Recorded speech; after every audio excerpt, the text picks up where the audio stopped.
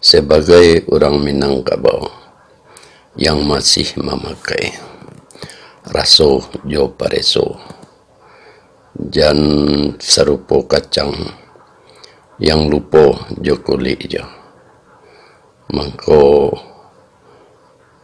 bak bunyi pepatah tuo alam Minangkabau kaluak paku kacang balimbiang tampurung lenggang lenggokan dibau na urang sarwaso anak dipangku jo mato pancarian kamanakan dibimbing jo arato pusako urang kampung dipatenggangkan jago nagari jan binaso sajauh-jauh tabang nyo bangau babalik nyo kakubangan juo antahlah ko indak lama di nyolai buah jarami jo masakan bundokan duangnya.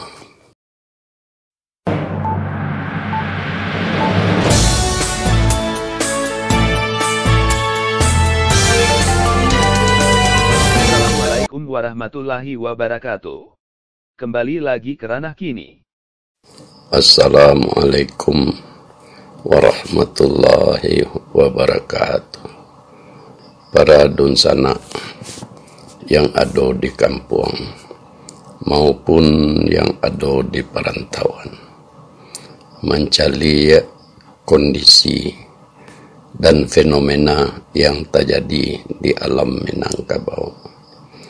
Sebagai orang Minangkabau, rasanya lah patut kita membahas bahwa kini keadaan nan sabananya yang terjadi di alam Minangkabau yang kita cintai bersama. Untuk itu pembahasanku bukan untuk menggurui, tapi sekedar mencari kondisi yang ada di negari kita untuk kita dapat pakunyahan bersama bak cara mencari jalan keluar agar tiang tua alam Minangkabau ko dapat berdiri kukuh sampai di akhir zaman. Sebelum membahas apa yang terjadi di alam Minangkabau kini, marilah kita perhatikan apa yang telah diamanahkan dan diwariskan oleh nenek moyang kita zaman dahulu untuk anak cucunya sampai di akhir zaman, yaitu menurut penuturan nenek-nenek kita terdahulu dan ada di alam Minangkabau ko adalah bacupak bagantang babarih balimbago tarasak dalam undang tasungkui di pusako yang dimukasui dengan bacupak bagantang itu adalah adonyo cupak usali dan adonyo cupak buatan. Cupak usali ialah sarak, cupak buatan ialah adai.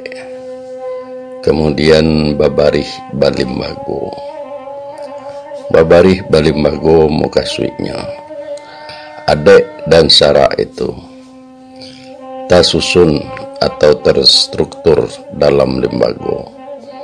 Makonyo baradek balimbago. Kemudian yang dimukasui dengan tarasak dalam undang. Aturan adek josara itu tersusun dalam undang adai atau yang disebut dengan hukum adai.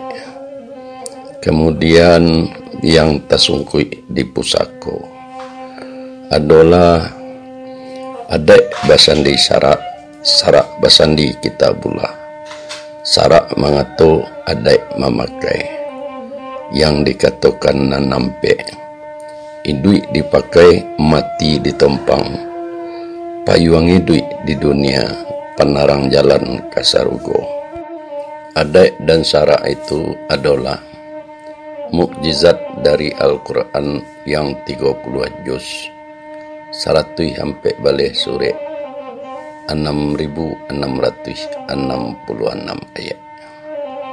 Cahayonyo tahun jam sampai ke bumi, tasundak sampai ke langit nan ketujuh, atau tiang aras. Mangkonyo ayat-ayat Al-Quran itu bertebaran di seluruh alam nangko. Mangkonyo dikatakan alam takambang jadi guru. Ba'a caro memakainya. Disitulah raso dibawa naik, pareso dibawa turun. Raso dibawa naik kanan satu, pareso dibawa turun ke lingkungan kehidupan, bakaum, basuku, bakampung, bajorong, banagari.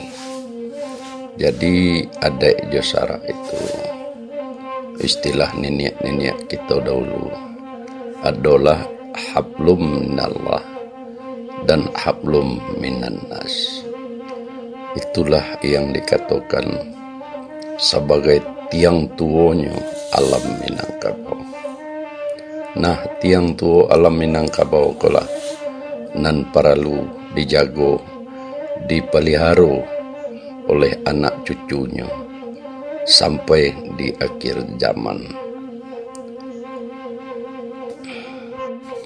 Pituah nan dipaci are diganggam taguah oleh orang Minangkabau, yaitu ada josara nan indak bacarai, dibubui indak nyolayu, dianjak indak nyomati, ada nan indak lapuk de hujan, indak langkang de paneh. Niniak mama nan sadek, ulama nan sakitab, tungku tigo sajarangan, yaitu niniak mama alim ulama jo cadik pandai. Kekuasaan ada dijalankan bajanjang naik, batanggo turun. Bajanjang naik artinya kemenakan barajo kanan siek nan bana dari mamanya.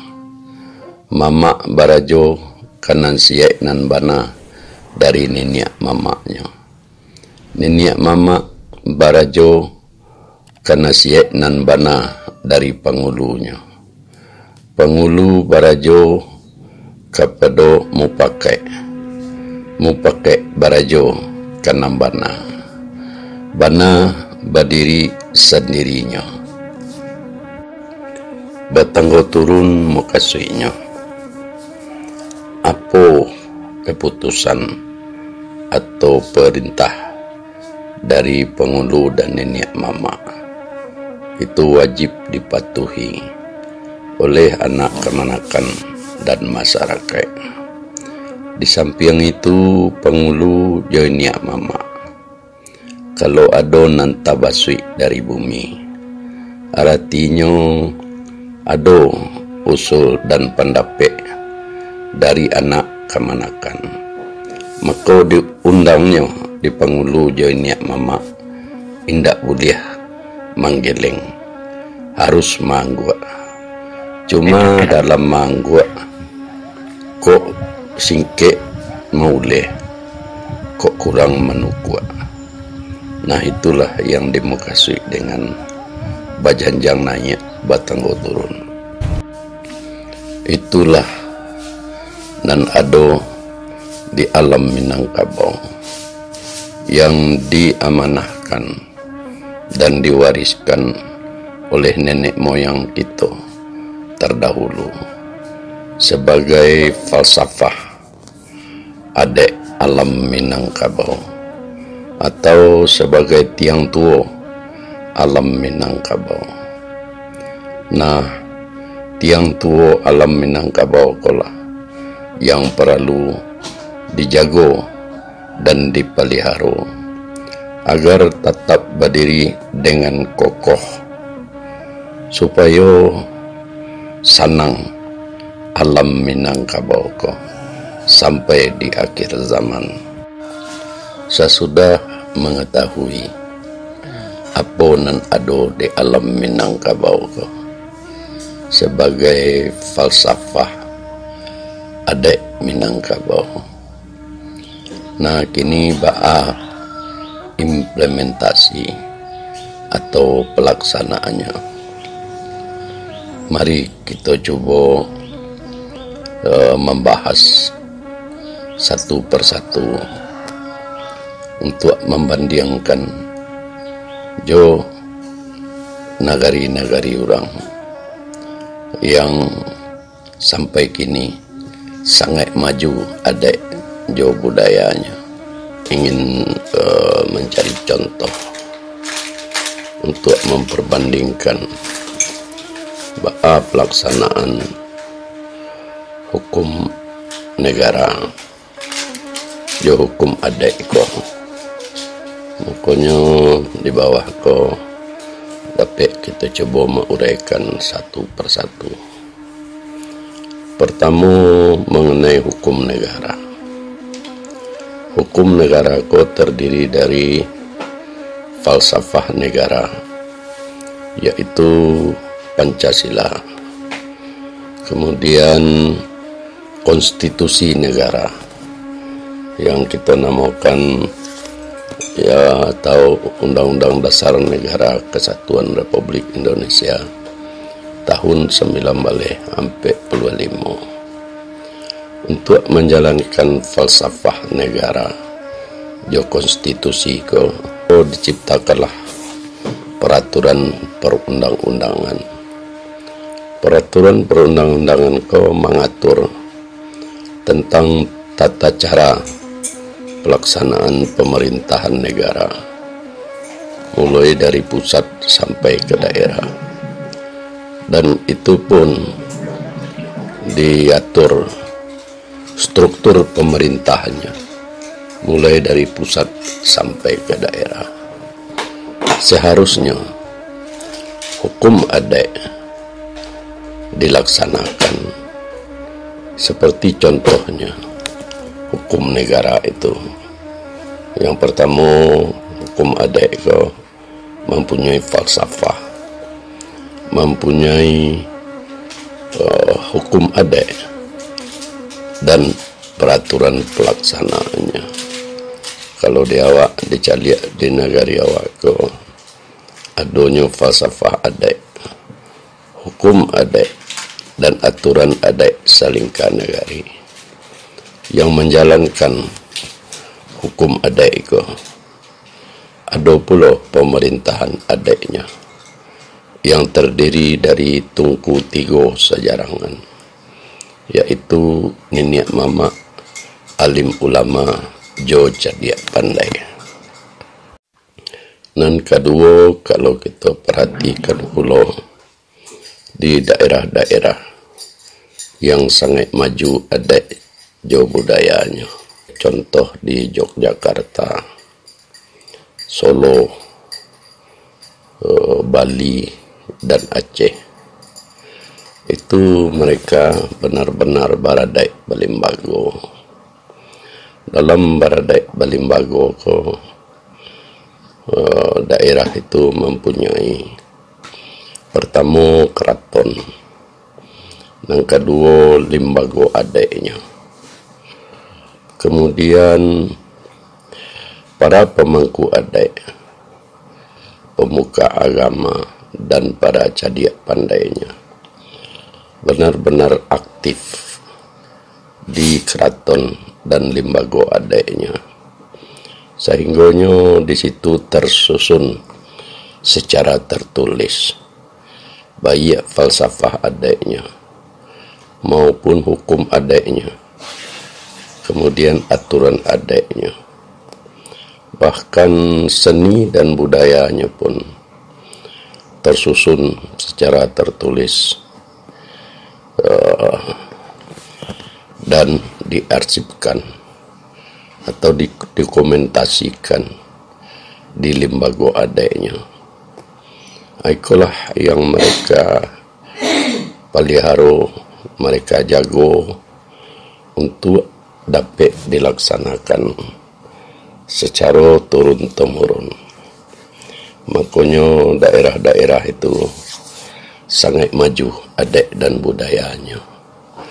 Sehingganya bahimpun orang-orang baik dalam maupun luar negeri berwisata ke daerah itu. Itu tidak saja berwisata, tapi beraja seni dan budaya. Dari contoh dua hal tadi, kini awak cuba pula mencari di negara awak, di alam Minangkabau. Apa sebenarnya hal nan terjadi?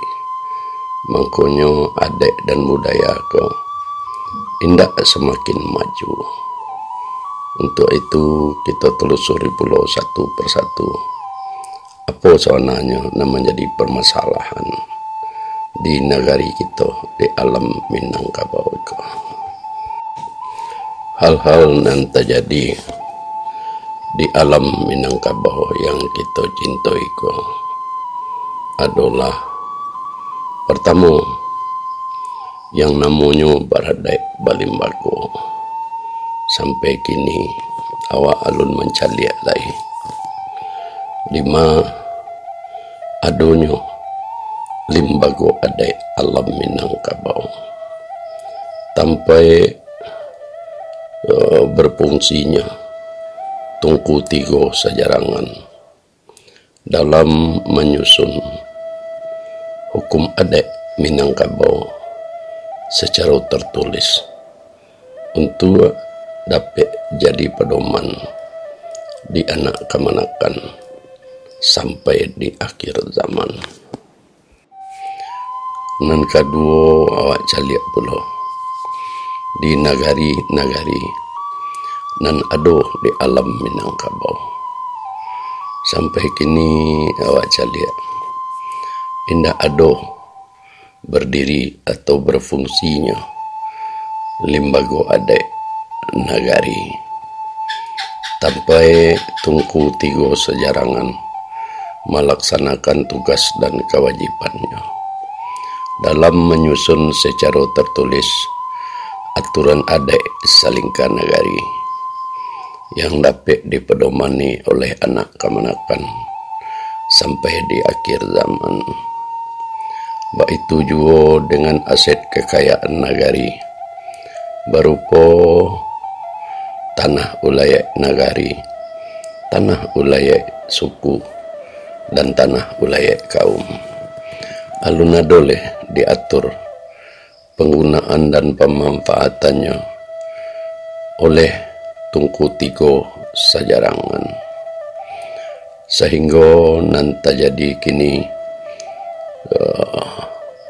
tanah-tanah ulayat ko yang pernah dipakai oleh penjajah Belanda, penjajah Jepang, sampai kini alun babaliak laih ke nagari sebagai kekayaan aset nagari. Sesudah itu banyaknya sengketa tanah ulayat nan ado di alam Minangkabau ko. Itulah akibat dari tidak berfungsinya tungku 3 sejarangan di nagari-nagari yang mengatur tentang aturan adat salingka nagari dan mengatur penggunaan dan pemanfaatan serta pengelolaan aset kekayaan nagari berupa tanah ulayat nagari, tanah ulayat suku, dan tanah ulayat kaum yang seharusnya benar-benar diatur, dilindungi oleh tungku 3 sejarangan agar saku tetap bisa berdiri di atas pusako. Kalau pusako tinggi kalau punah, tentu sako pun tidak akan bisa berdiri lagi. Nan ketiga, dengan hendak berfungsinya limbago adek alam Minangkabau dan limbago adek nagari-nagari nan ado di alam Minangkabau. Makanya sampai kini bara banyak terjadinya pelanggaran hukum adek mengenai penjualan harta pusako tinggi berupa tanah wilayah, terutama tanah wilayah kaum, tanah wilayah suku, sebagai pelanggaran hukum adat. Tidak dapat diambil tindakan sanksi pelanggaran hukum adat. Apalagi awak cari perkembangan perilaku masyarakat atau anak kemanakan.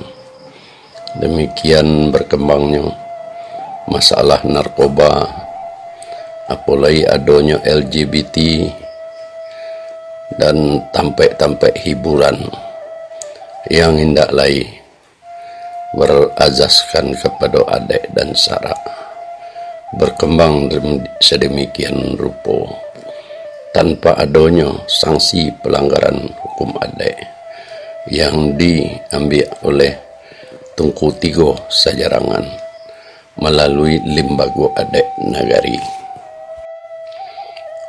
Nan kampe ketiga hal di atas tadilah yang selama ko membuat indak majunya adat dan budaya di negari kita dibandingkan dengan negari-negari yang maju adat dan budayanya.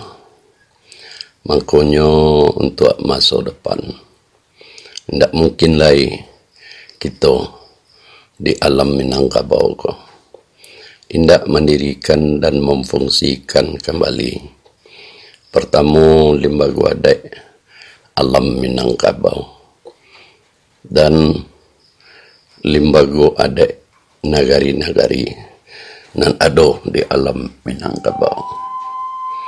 Nan kedua, seharusnya tidak ada keraguan lagi untuk mendirikan memfungsikan kembali limbago adat alam Minangkabau dan limbago adat nagari-nagari nan ado di alam Minangkabau. Karena hal itu didukung oleh pertama pasal 18B ayat 2 Undang-Undang Negara Kesatuan Republik Indonesia tahun 1945. Dan kedua, Undang-Undang Pokok Agraria nomor 5 tahun 1960. Dan ketiga, Undang-Undang Provinsi Sumatera Barat nomor 17 tahun 2022. Dan keempat, Peraturan Menteri Dalam Negeri. Dan kelima, Peraturan Provinsi Sumatera Barat tentang Lembaga Adat dan Pelestarian Nilai Budaya Minangkabau. Dan keenam, Peraturan Provinsi Sumatera Barat nomor tentang tanah wilayah dan pemanfaatannya. Dan kelima, yang perlu menjadi perhatian dan pertimbangan kita sebagai orang Minangkabau. Tidak mungkin hukum adat itu bisa dijalankan tanpa adanya sistem pemerintahan adat sebagai pelaksana dari hukum adat itu, yang dilengkapi dengan pertama limbago adat, yang kedua struktur pemerintahan adat, dan tugas dan fungsi daripada Tungku Tigo Sajarangan dalam limbago adat, baik limbago adat alam Minangkabau maupun limbago adat nagari-nagari nan ado di alam Minangkabau. Dalam ilmu akademis mengenai hukum itu ada suatu pernyataan atau kalimat yang bunyinya hukum tanpa kekuasaan itu sama dengan macan kertas atau tidak akan dapat berfungsi untuk ketertiban dan kedamaian. Begitu juga sebaliknya, kekuasaan tanpa hukum, maka kekuasaan itu akan bisa dijalankan secara sewenang-wenang. Begitu juga dalam istilah praktek hukum, ada yang menyatakan hukum itu lah serupa jo garubak buruk sapi gilo. Artinya hukum itu lah tidak tersusun dengan baik. Di samping itu, yang menjalankan kekuasaan hukum itu juga tidak paham dengan hukum itu sendiri. Jadi hukum itu dilaksanakan secara sewenang-wenang, atau kekuasaan yang mempunyai kewajiban menjalankan hukum itu tidak menjalankan kekuasaannya secara benar. Nah, itulah yang diistilahkan dalam praktek hukum yang dinamakan garobak buruk sapi gilo. Garobak lah buruk itu dijalankan oleh sapi gilo. Nah, kedua-duanya menjadi berantakan. Hukumnya berantakan, kekuasaannya pun menjadi berantakan. Selanjutnya, marilah kita tinjau di nagari kita alam Minangkabau itu. Ba'a sebenarnya pelaksanaan falsafah dan hukum adat Minangkabau itu serta kekuasaan yang diberikan kewenangan dalam menjalankan hukum adat itu. Untuk itu kita bisa mencari pelaksanaan kekuasaan hukum adat itu, yaitu oleh Tunku Tigo Sejarangan, nenek mama, alim ulama, dan cadiak pandai. Nan terjadi di negari kita di alam Minangkabau kini ko dapat kita uraikan antara lain sebagai berikut. Pertama, kalau kita lihat dalam Baradat Balimbago, kita kini ko mengatakan kita tu masih Baradat, tapi limbagonya tidak ada. Apa saja nanti jadi tidak dapat diselesaikan secara formal, baik dengan aturan maupun keputusan yang mengikat yang dikeluarkan oleh lembaga adat secara formal atau mengikat bagi seluruh masyarakat hukum adat alam Minangkabau maupun nagari-nagari nan ada di alam Minangkabau. Maka itulah kesulitannya orang alam Minangkabau kini. Kalau ada permasalahan hukum adat, tidak ada yang menjalankan atau mengambil keputusan penyelesaian dari masalah pelaksanaan hukum adat itu sendiri. Kita caliak pula fungsi tungku tiga sajarangan. Nan pertama niniak mama. Nan nampak kini itu niniak mama nan diangke ataupun nan lah lamo diangke. Beliau kola sibuk masyang-masyang jo usahanya, jo jabatannya. Kadang-kadang sudah diangke jadi niat mama ko lapai karantau. Jadi niat mama ko indah adolai menjalankan tugas dan kewajibannya. Mencari apa ko permasalahan dan ado di negari ko. Seharusnya beliau ko kan duduk bersama, mencari informasi, menyelesaikan masalah-masalah yang terjadi di alam Minangkabau ko, maupun di negari-negari yang ada di alam Minangkabau, agar hukum ada alam Minangkabau ko dapat dijalankan sesuai dengan tujuannya. Tugas niniak mama kini nan berjalan. Nampaknya pada acara-acara seremonial saja. Misalnya kalau ada undangan dari pihak pemerintah, atau paling-paling kalau cara banagari itu waktu berketam kaji. Selain itu tidak ada berjalan tugas dan kewajiban niniak mama di balai kerapatannya, apalagi di lembaga adat.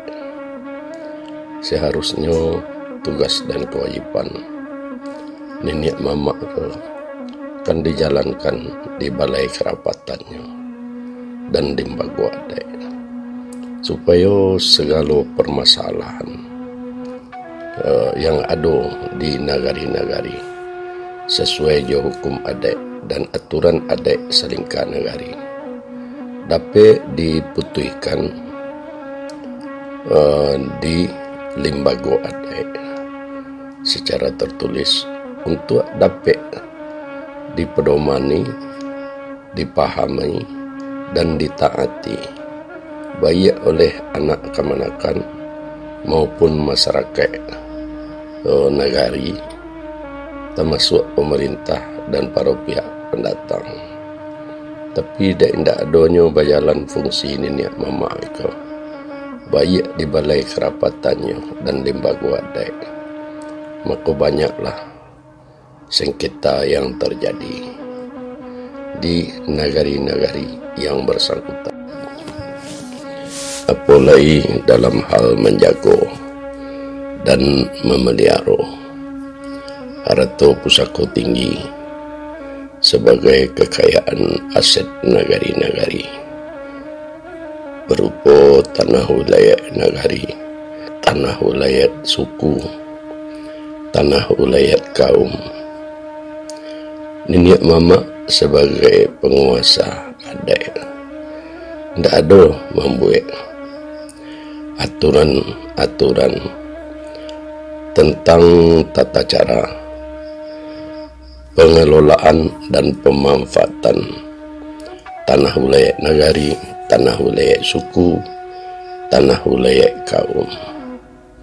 Akibatnya nanti jadi yang pertama, bara banyak tanah-tanah yang diambil sewenang-wenang oleh penjajah Belanda dan penjajah Jepang dulu. Sampai kini tidak jaleh statusnya, tidak babaliak ke negari. Apalagi kalau awak calik tanah wilayah suku atau tanah kubu dan tanah wilayah kaum, kini lah barang suap punah. Dek kerana tidak ada aturan tertulis yang dibuat oleh niniak mama melalui balai kerapatan dan lembaga adatnya, sehingga kini anak kemanakan lah begitu bebas menjual tanah ulayat kaum ko. Indah adolai aturan yang mengikat yang harus diturutnya. Apalagi tanah ulayat kaum ko nampaknya lah menyimpang daripada pemanfaatannya. Ba'a mengkoba itu dicaliak tanah wilayah kaum ko oleh mama kepala waris dibagi-bagi menurut don sanaknya dan padusi. Setelah dibagi-bagi disertifikatkan, maka mereka don sanak dan anak kemenakan indak merasolai bahwa tanah wilayah kaum ko hanya sebagai hak pakai, bukan hak milik yang dapat diperjualbelikan. Nah, itulah kini permasalahan yang terjadi. Dan sana anak kemenakan bebas menjual tanah wilayah kaum yang dipakainya tanpa lagi minta persetujuan baik dari mama kepala waris maupun mama kepala kaum yang berwenang mengatur dan mengawasinya. Apalagi ada indikasi, ada pula nenek mama yang terlibat dalam menjual harta pusaka tinggi ke, yang hukumnya adalah jual indak dimakan bali, gadai indak dimakan sando. Nyatonya lah banyak nanta jual, lah banyak nanta gadai. Selanjutnya, akibat daripada tidak berfungsinya nenek mama baik di balai kerapatannya maupun di lembaga wadai, nanti jadi adalah berapa banyak ini pelanggaran hukum adat dan aturan adat selingkah negari, baik mengenai penjualan tanah wilayah, kemudian tentang perilaku anak kemenakan, kemudian kondisi nanado di negari-negari lah mengenai LGBT, mengenai narkoba dan perilaku negatif lain yang lebih cenderung memakai adat budaya dari luar daripada adat budaya itu sendiri. Nah, itu pelanggaran-pelanggaran itu tidak ada dapat diterapkan sanksi pelanggaran hukum adat secara tertulis untuk dapat menjadi pedoman bagi anak kemenakan, masyarakat dan para pendatang yang ada di negari-negari itu. Kalau dicari di daerah-daerah nan maju adat budayanya, para pemangku adatnya itu memang benar-benar menjaga memelihara aset kekayaan negarinya. Di maka tanah-tanah wilayah itu sesudah dibagikan ke anak kemenakannya dan dipakai anak kemenakannya.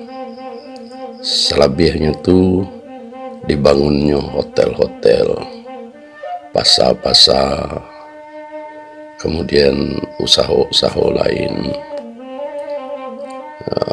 dan disewakan kepada pendatang. Dengan baik itu pengelolaan dan pemanfaatan aset kekayaan negari ini benar-benar menghasilkan pitih yang dapat membiayai lembaga adatnya masing-masing, dapat mensejahterakan anak kemenakannya untuk sekolah dari TK sampai ke perguruan tinggi, bahkan untuk sekolah ke luar negeri, dapat membiayai sarana ibadahnya dan dapat memberikan bantuan modal kepada masyarakatnya untuk kegiatan usahanya. Tapi di negara awak nampaknya alun adole pemikiran nenek mama ke bersama alim ulama aja sedia pandainya ba'a memanfaatkan aset kekayaan negari ke untuk kepentingan kesejahteraan anak kemanakan dan berjalannya pemerintahan adat di negari-negari nan ada di alam Minangkabau. Apalagi di daerah-daerah yang maju adat budayanya, para pemangku adatnya, pemuka agamanya, dan para cadiak pandainya benar-benar mengawasi perilaku masyarakatnya dan para pendatang yang datang ke daerahnya atau nagarinya, sehingganya nagarinya bisa tertib, dapat mengatasi kondisi-kondisi sosial baik mengenai LGBT dan narkoba. Nah, di negara awak dek karena ndak ada perhatian dari tungku tigo sejarangan kau, sehingganya ada negari-negari awak nanti kecian sebagai negari yang berkembang LGBT menjadi sarang narkoba. Nah, kulah kalau tidak ada perhatian dari tungku tigo sejarangan, kondisi sosial masyarakat pun semakin lama semakin parah dan akhirnya timbul penilaian negatif ke negari awak sendiri. Di negari-negari nan maju adat budayanya, rasa kegotoroyongan daripada masyarakatnya sampai kini masih terjamin tetap dilaksanakan. Namun di negari awak di alam Minangkabau ko, dima kalau dahulu dicaliak orang basawah bapara namonyo badomba basamo-samo mengarajuan sawah, mengarajuan para atau ladang, sehinggonyo seluruh lahan pertanian itu dapat produktif. Tapi kini kegotoroyongan yang serupa itulah batinggahan. Artinya basawah, bapara atau baladang surang-surang. Nah, tentu dengan cara mengarajukan sawah ke para ke surang-surang, tentu tidak mungkin tak kerajuan sendiri. Tapi kalau George caro bagotoroyong dahulu, tidak mungkin lahan sawah, para atau ladang kau akan menganggur, masih bisa produktif. Kemudian kita caliak pula di kampung-kampung itu, karena peran daripada nenek mama dan pemuka masyarakat, apa saja masalah keamanan, kebersihan di kampung-kampung itu, masyarakat itu selalu bergotong royong pada hari-hari tertentu, sehingganya kampung-kampung itu nampak begitu rapi dan bersih. Dan nan muda-muda setiap kampung itu rundo di malam hari. Jadi sampai ke malam hari pun nagari ko, kampung ko memang betul-betul dijaga keamanan dan ketertibannya.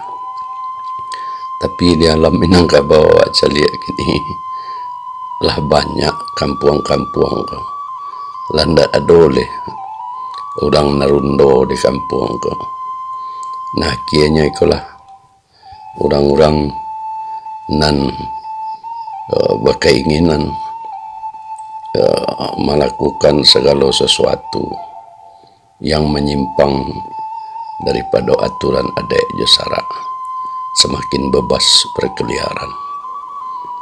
Nah, kulah perlu jadi pemikiran gitu, nambah samu untuk menjunjung tinggi rasa kegotong royongan ko demi tagaknya adat Jasara dan terciptanya keamanan dan kenyamanan lingkungan kampung dan negari-negari kita sendiri.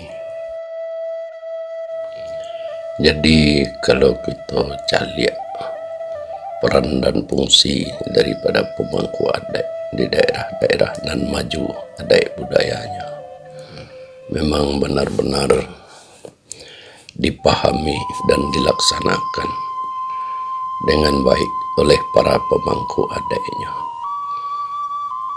Di negari kita nan terjadi nampaknya ada sebagian nenek mama nan serupa takui duduk kena rami baik antar sesama mereka sendiri, karena ada alasan nan kurang memahami hukum adat lah, kurang memahami adat salingka nagari, atau indak pandai menita. Bermacam-macam alasan yang diberikan sehingga indak duduk alai baik di balai kerapatannya maupun di lembaga adatnya.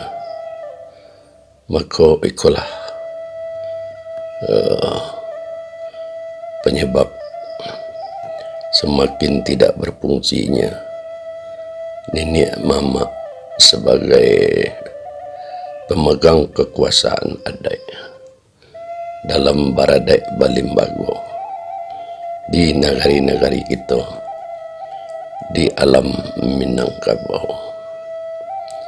Padahal kalau alasannya indak paham je hukum adat, indak paham je aturan adat salingka nagari, indak pandai menita, maka ada pituah dari nenek kita terdahulu untuk anak kemanakannya, terutama yang memacik gala sako atau ini mama. Ada 3 pituah nenek kita dahulu. Nan pertama, kalau indak ada itu dicari bersama-sama, tapi jangan menggaduh, artinya jangan mengganggu dan lain. Dan kedua, kalau indak pandai beraja, jadi bisa beraja bersama-sama. Dan ketiga, kalau indak tahu itu bertanya, jadi sama bertanya kepada nan tahu. Tapi kini nampaknya ketiga pituah indak lagi dipakai oleh orang Minangkabau, khususnya ini mama. Sehingga iko juga mungkin sebagai salah satu penyebab daripada indak berjalannya fungsi daripada nenek mama sebagai pemegang kekuasaan adat dalam baradat Balimbago. Sesudah itu ada pula menurut nenek kita terdahulu, kalau kamu menjadi nenek mama ada sifat yang akan dipakai. Apa tu sifat yang akan dipakai? Diibaratkan pucuk awu atau pucuk batuang. Barana ketingginya nya tetap menaku ke bawah. Dicaliaknya ureknya, dicaliaknya sakaliliangnya, tahunya bumi sampai inyo tagak. Jadi itulah sifat nan diperlukan oleh seorang nenek mama. Nan kedua, sifat nan tak boleh dipakai adalah sifat pucuk pinang. Nah, sifat pucuk pinang ko menurut nenek-nenek kita dahulu, nyo ko selalu menjulang kateh, mencaliak matahari, indaknya menaku ke bawah, mencaliak ureknya, mencaliak bumi sampai berpijak. Nah, sifat ko, sifat pucuk pinang ko lah sifat nan indak boleh dipakai oleh nenek mama. Kalau nenek mama memakai sifat nan serupa iko, maka akan berserak-seraklah anak kemanakannya. Indak ada lagi babunyi yang dikatakan nenek mama nan baling kau. Artinya baling kau itu segala sesuatu tu bersama-samanya. Itulah gunanya musyawarah jemu pakai. Kemudian awak caliak pula fungsi alim ulama yang memaci hukum kitab Allah, yang dikatakan raja ibadat. Lima ulama ko terdiri sebagai pewaris Rasul, terdiri dari tuanku Malin Kati Labai Pakia. Beliau-beliau kolah yang berfungsi mengajarkan tauhid syarak juadek kepada anak kemanakan secara dini. Kalau dulu sejak sudah bersunat rasul di surau-surau yang ada di kampung-kampung. Tapi kini awak caliak alah bara generasi surau-surau ko nan indak berfungsi lagi, sehingga dikatakan kini surau tua nan alah semakin sunyi. Kemudian awak caliak pula kini ko alim ulama. Kalau dulu yang namanya tuanku itu mempunyai musaji atau surau. Kemudian dalam maja tauhid adek josarak ko, itulah bersama-sama jokati labai pakih malin. Tapi ini fungsi daripada alim ulama ko indak pula berjalan. Padahal peran alim ulama ko sebagai pewaris rasul dalam mendidik, membina anak kemanakan secara dini, dalam pengetahuan tauhid syarak juadai sangat penting bagi anak kemanakan sebagai suluh hidup bagi anak kemanakan dalam kehidupan itu. Tapi kini itulah nan indak berjalan alah bara generasi. Makanya kalau kita dengar kini nan disampaikan di media-media oleh orang Minangkabau juga. Minangkabau kok kini Minangnya lebih tinggal kabaunya saja oleh. Apalagi ada ustaz yang mengatakan bahwa ada penelitian Majelis Ulama Indonesia tahun 2005 lah ada 30 orang Minangkabau asli yang menjadi pendeta. Dan terakhir ko caliak pula ada kemanakan orang Minangkabau ko 3 orang dan sangat bangganya mereka ko murtad masuk agama Kristen. Nah, itulah kini kepada alim ulama mungkinlah perlu menjadi bahan pemikiran. Ba'a kini ko, kalau pelajaran tauhid syarak jo adek ko, indak lai diberikan ke kemanakan sesuai jo perkembangan kini. Apa boleh nak kata jadi di anak kemanakan kita nanti, tentu akan bagarondoh pondoh nan murtad, apalagi dari pihak agama lain. Mereka ko sangat bausau, ba'a caronya, mereka ko banyak pengikutnya. Mungkin di negara awak alam Minangkabau indak menjadi pendeta saja nalah do. Mungkin jola banyak masyarakat awak konan murtad. Nah, kalau dahulu awak caliak, ba'a sajalah sulitnya kehidupan. Indak terdengar dia awak orang Minangkabau konan murtad nah. Bahkan kalau awak pergi ke negari-negari lain, ke daerah lain, kebanyakan daerah itu ada namanya makam ulama dari Minangkabau. Bahkan kota Filipina itu pun didirikan oleh Minangkabau. Nah, kalau kita telusuri pula, dahulu tu orang Minangkabau ko pergi merantau.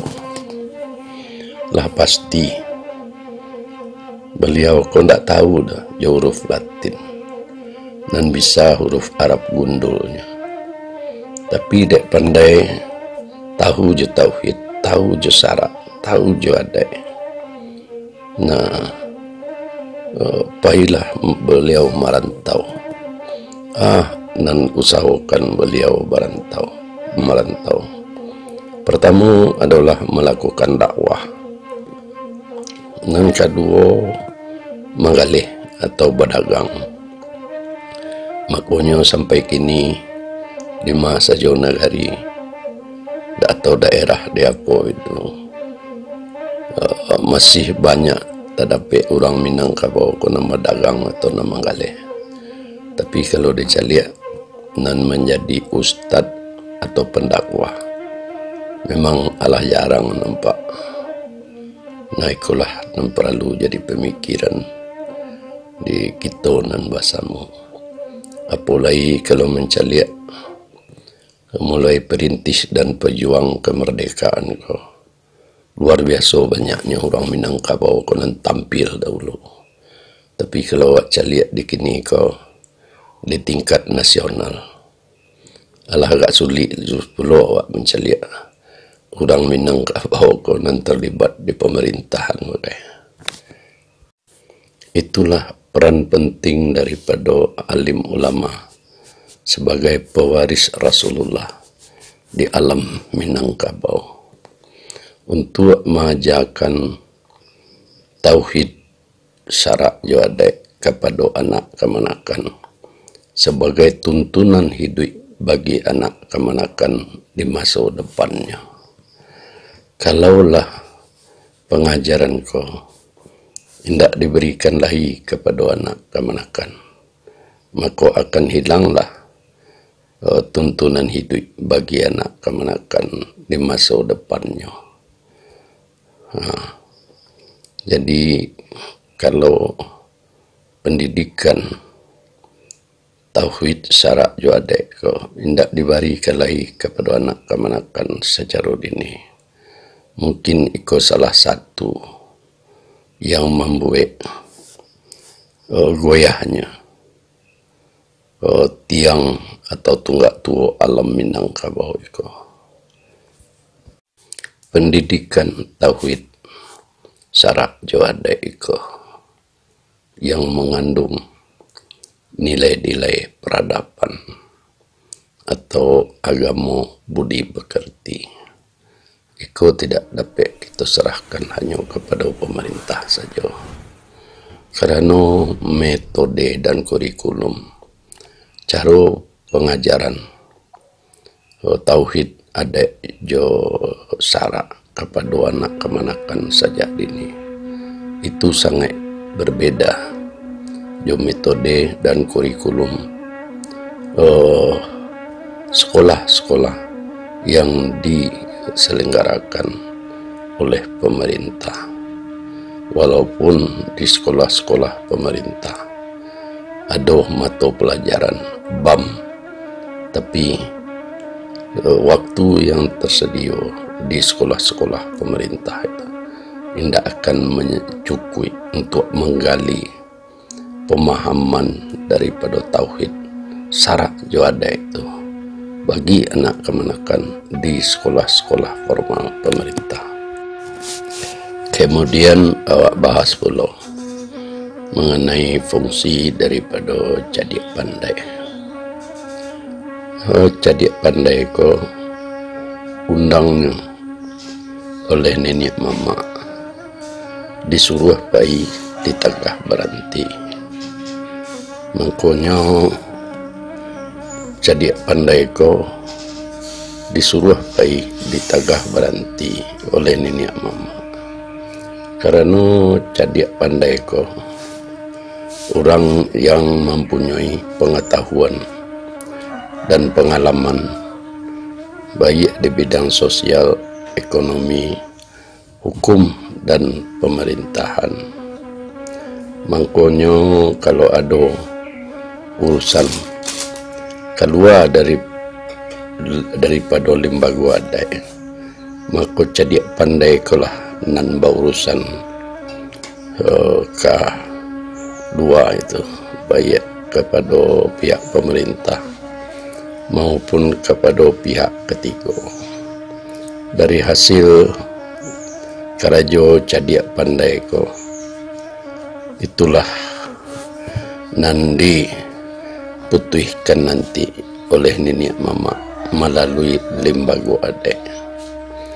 Tapi awak lihat kini luar biasa banyaknya cadik pandai ko nan ahli baik di bidang sosial, di bidang ekonomi, di bidang hukum dan pemerintahan. Tapi sampai kini keahlian cadik pandai ko alun digunakan oleh nenek mama untuk mengurus kepentingan negari dan anak kemanakan keluar dari lembaga adat. Itulah kini nan menjadi suatu masalah juga. Seharusnya nenek mama, alim ulama dapat memanfaatkan cadik pandai ko untuk mengurus manajemen negari ko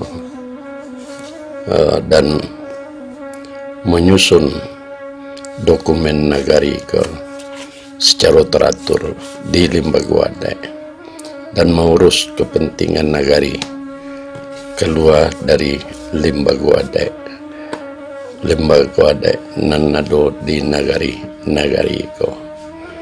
Makanya akan berjalanlah dengan sempurna fungsi dari lembaga adat itu, baik dalam menyelesaikan, memutuskan segala permasalahan di dalam lembaga adat dan mengurus kepentingan negari keluar dari lembaga adat, jo pemerintah dan pihak ketiga atau para pendatang nan datang ke negari-negari di alam Minangkabau. Nan terjadi kini ko na nampak adalah kalau ada urusan negari ke jo pihak pemerintah atau jo pihak ketiga di luar lembaga adat dan datang langsung ke pihak pemerintah atau pihak ketiga, langsung nenek mama. Jadi nenek mama akulah nambah urusan baik jo pemerintah dan pihak ketiga. Kadang-kadang beliau kala lupa jo pituahnya bahwa kalau jo nenek mama ke urusan beliau ko diusua pagi dijapui petang. Tapi kini beliau ko lama langkah keluar daripada pituah beliau sendiri.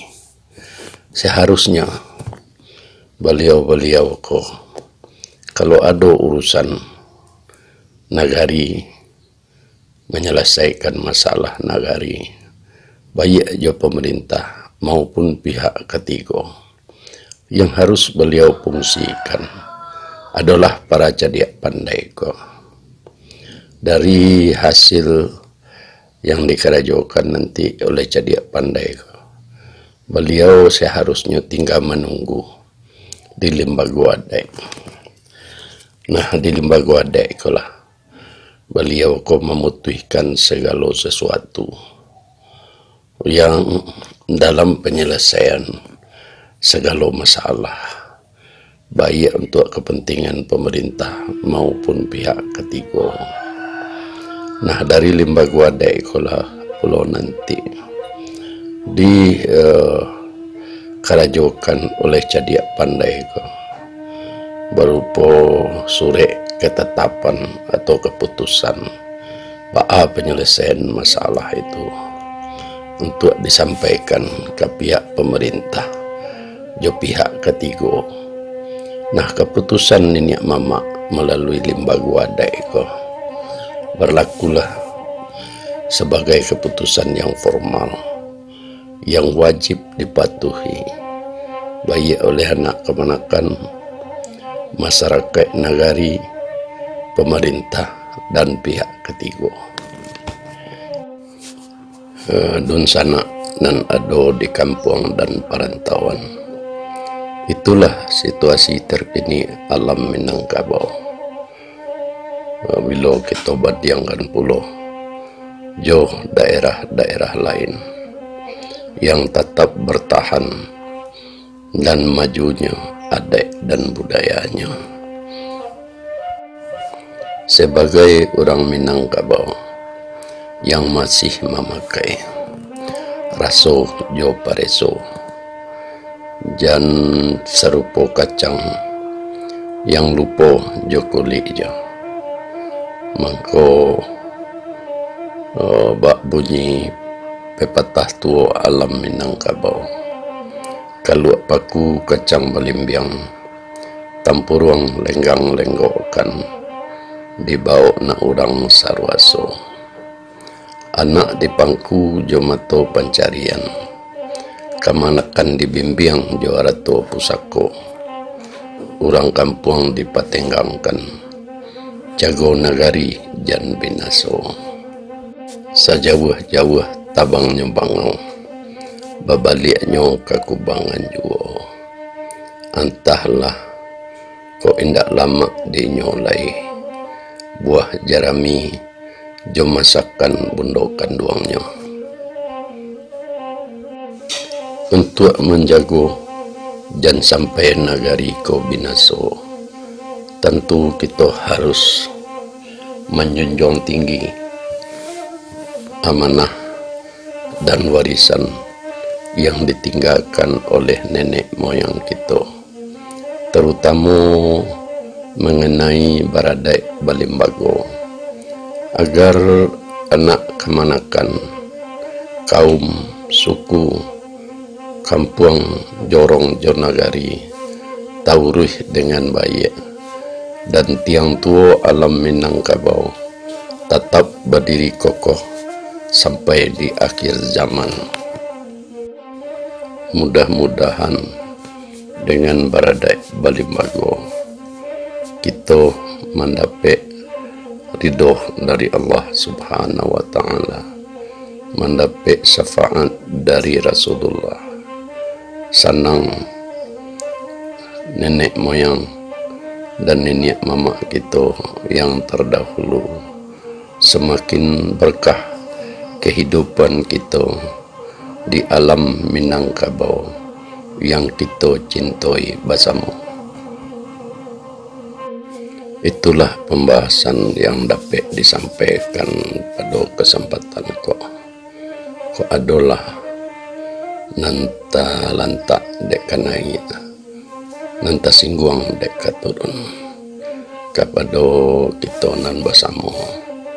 Ambo sampaikan permohonan maaf yang sedalam-dalamnya, dan kepada Allah ambo mohonkan ampun. Akhirul kata, wabillahi taufik wal hidayah. Wassalamualaikum warahmatullahi wabarakatuh.